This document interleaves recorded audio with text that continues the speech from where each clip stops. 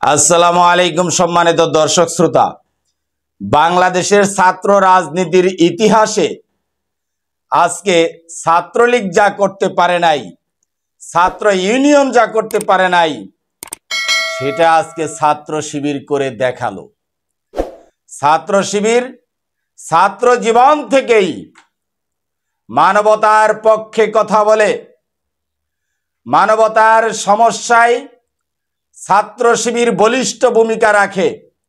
দেখুন, আজকে যখন সারা বাংলাদেশে প্রচণ্ড গরম চলছে, প্রচণ্ড তাপদাহে যখন মানুষ পুড়ছে, রিক্সা শ্রমিক, ভ্যান শ্রমিক, আজকে বাস শ্রমিক যখন গরমে অতিষ্ঠ, যখন এরা গরমে পিপাসার্ত, তখন এদের পাশে ঠান্ডা পানি, স্যালাইন এগুলো নিয়ে দাঁড়িয়েছে বাংলাদেশ ইসলামী ছাত্র শিবির।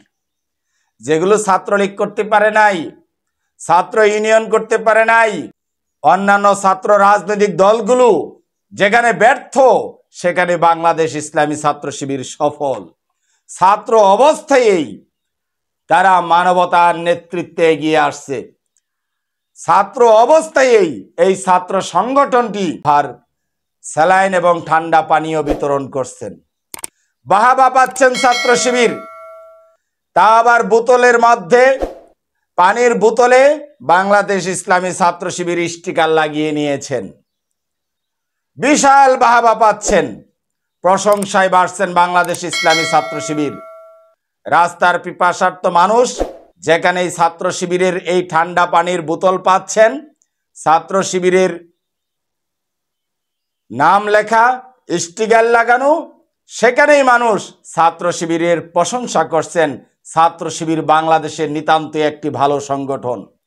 ছাত্র শিবিরকে দূর থেকে রক্কাটা বলা যেতে পারে, ছাত্র শিবিরকে দূর থেকে অনেক কিছুই অপবাদ দেওয়া যেতে পারে, কিন্তু ছাত্র শিবিরের সাথে যারা মিশেছে তারাই একজন আদর্শ মানুষ হিসেবে গড়ে উঠেছে। যুগে যুগে, সময়ে সময়ে, দিনে দিনে এগুলো প্রমাণিত।